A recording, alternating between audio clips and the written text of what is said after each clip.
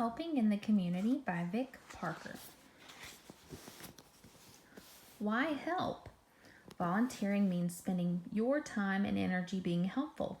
Many people, places, and animals need all sorts of help. By helping, we can make the world a better, happier place. Anyone can volunteer to help, young or old. Knowing that you have been helpful can make you feel really good. Volunteering can also give you the chance to try new things, go to new places, make new friends, increase your skills, have fun.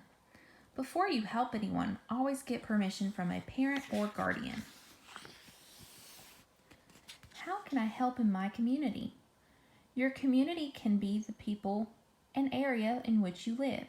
It can also be other groups of people you meet with and areas you go to, such as your school or your cultural community. Your community may have its own language, traditions, and celebrations.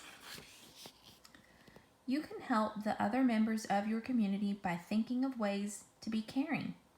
You could help solve problems they have by volunteering to help, getting other people involved, or by raising money too. Everyone in the world is part of one big community, the human race. Helping new people in the community. It can be difficult for someone new to a community to make friends and settle in. You can volunteer to help by saying hello and making them feel welcome. But you must always check with your parent or guardian before you speak to a stranger. Going to visit people who are new to a community can make them feel welcome. Ask a parent or older brother or sister to help you bake a cake as a welcome gift for a new neighbor. If there's a new member of a group you belong to, such as Boy Scouts, Girl Scouts, or the Boys and Girls Club, you can help them by introducing yourself and your friends and including them in your activities. Helping your classroom community. There are lots of ways you can volunteer in your classroom. You can show you respect your teacher by offering to help with small tasks like giving out or collecting up books. Helping your teacher can make their day easier and happier. Working as a team is important in volunteering. You can show you care for your classmates by looking out for anyone who is left out or not sure of what to do. Volunteering to pair up with someone can be a great help. Helping your school community. Volunteering to help at your school can make it a better place for everyone.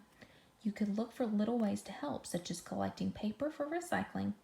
If your school has a flower or vegetable garden, you could volunteer to work in it. You could volunteer to help grow flowers and vegetables at school.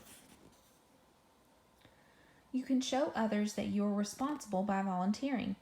You could also help in other ways, such as helping at a cake sale or another school fundraiser. There are great ways to raise money for your school.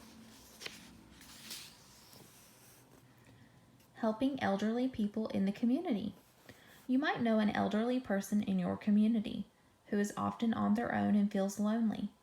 You could ask a grown-up if you could volunteer to visit them regularly to cheer them up.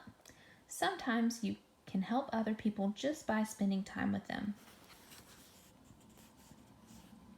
Ask a grown-up if you can volunteer to visit a retirement home too.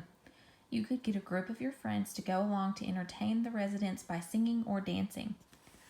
You can do things you enjoy to make other people happy. Helping at a hospital.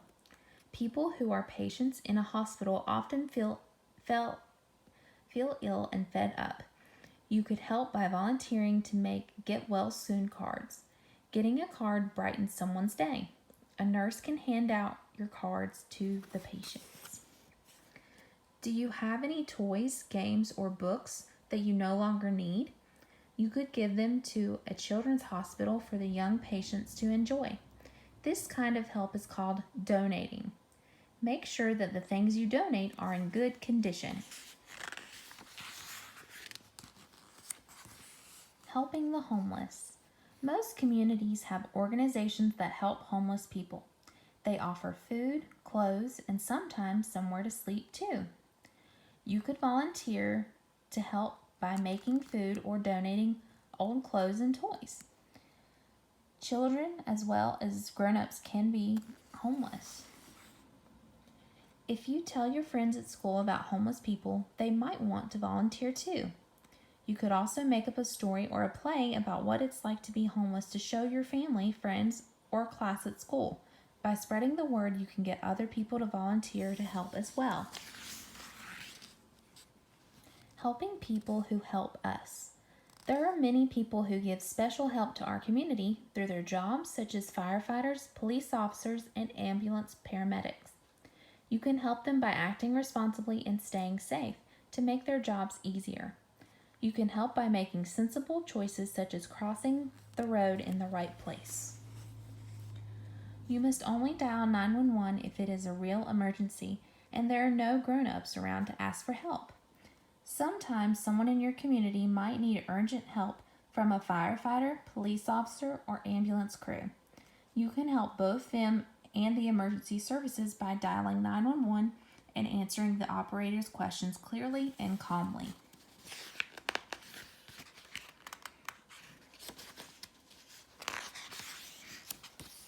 Thinking small. Sometimes little things can help in big ways. For instance, when you're in a library looking through books, put them on a table so the librarian can put them back on the shelves in the right place so others can find them easily. When you need to talk in a library, it also helps other people if you talk quietly. You can help others by waiting your turn. Volunteering to help in a community can sometimes mean choosing not to do things too. For example, at school it is helpful not to run or push past people, but to be patient and let others go first. Thinking big. You might want to raise money for an expensive community issue, such as a foundation that helps sick children's dreams come true. For this, you will need to get lots of other people to help you. If you belong to a group such as the Scouts, you could find other volunteers there too. A sponsored readathon is a great way to raise money. In a group, you can raise money by asking people to donate things from a rummage sale, or you could do a sponsored event where people promise to give you money for completing a challenge, such as swimming several lengths of a pool. Thinking even bigger. You might want to help very large communities with big problems. For example, you could help people in another country who are starving. You could raise money by saving your allowance for a month and donating it to charity. If you don't have an allowance, you could ask your parents if you could do jobs around the house to earn some money instead. Telling others about a problem can be an important way to volunteer help. You could make badges and posters about the issue to spread the word and encourage others to help too. You could also ask a grown-up to help you to write a letter or email to the politicians who run countries to see if they can help. Volunteer checklist. To be a good volunteer, you need to be friendly, suggest ideas but listen to others too, share and take turns if you are a team, keep your promises, treat other people the way you would like to be treated, be interested, and have lots of energy. Most importantly, always check with your parent or guardian before you volunteer to help outside your home. Then they can make sure that you will be safe. They may even want to help. Working with other people you know well can be a safe way to volunteer.